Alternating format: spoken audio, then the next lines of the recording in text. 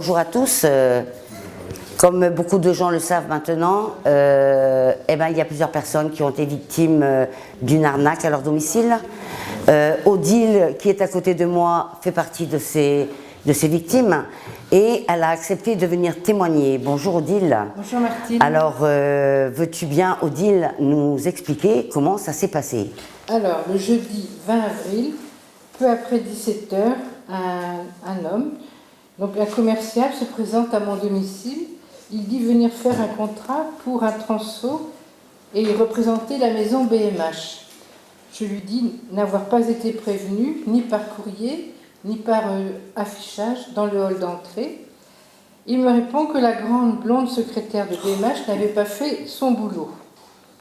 Après, il me demande une facture EDF. Je lui donne la dernière. Étant donné que je paye mes factures par chèque bancaire, mon numéro d'IBAN n'y apparaît pas. Je le lui communique à mon grand regret et signe le contrat réflexe, RAS. 1 heure après son départ, j'ai été envahie d'un grand doute sur sa personne.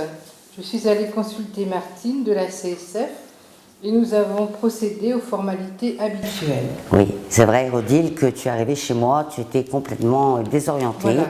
Et on l'est à moins. Effectivement, il a fallu bien sûr dans un premier temps téléphoner à la banque, au service assistance, mais si ça avait été un numéro de carte bancaire, l'assistance aurait pris tout de suite l'opposition. Oui. Là maintenant pour le numéro d'IBAN, bien sûr, on nous a répondu qu'il fallait attendre le lendemain pour aller tout de suite à l'ouverture de l'agence de ta banque, prévenir, mais je pense que la nuit a été très longue.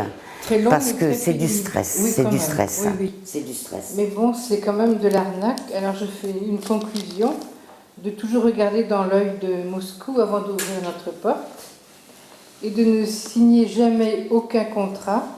Et même si la personne se fait passer pour une entreprise bien connue, de ne jamais communiquer son numéro d'IBAN, étant donné que l'IBAN, ce sont nos coordonnées bancaires. Donc c'est de l'arnaque. Oui, bien sûr.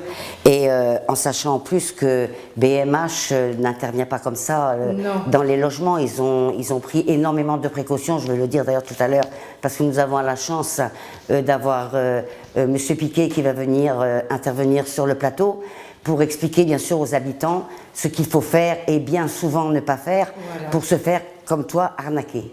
Voilà. Donc si tu veux d'ailleurs tu pourras rester écouter cette interview qui sera donc dans peu de temps. Avec plaisir. Et donc bon maintenant c'est vrai que ton problème il est réglé. Il est réglé. Donc écoute, moi je te remercie Odile d'être venue parce que c'est important d'avoir un témoignage de façon à ce que tous les gens qui nous écoutent aujourd'hui même déjà en tiennent compte, mais aussi en parlent autour d'eux, parce que c'est très important. C'est des fois par le bouche à oreille que l'information se fait le mieux, en fait. Hein. Tout à fait. Voilà. Donc, as-tu quelque chose à nous dire de plus? De se méfier des personnes qui se présentent à notre domicile. Ouais. Parce qu'il y a de plus en plus d'arnaques. Oui. Et moi, je dirais même une première chose, Odile, ne jamais ouvrir l'interphone.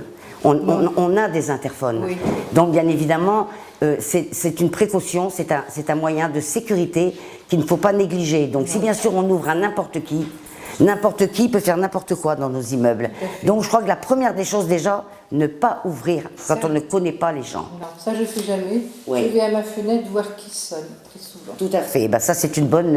Comme il a ouvert sonné de l'intérieur. Oui, donc il n'avait pas sonné à l'interphone ce jour-là. Non. Il s'est infiltré comme ça. Comme ça. Hein, voilà. Il y a aussi ce souci. Regardez dans mon œil de Moscou. Voilà. Bon, maintenant, de toute façon, tu as fait...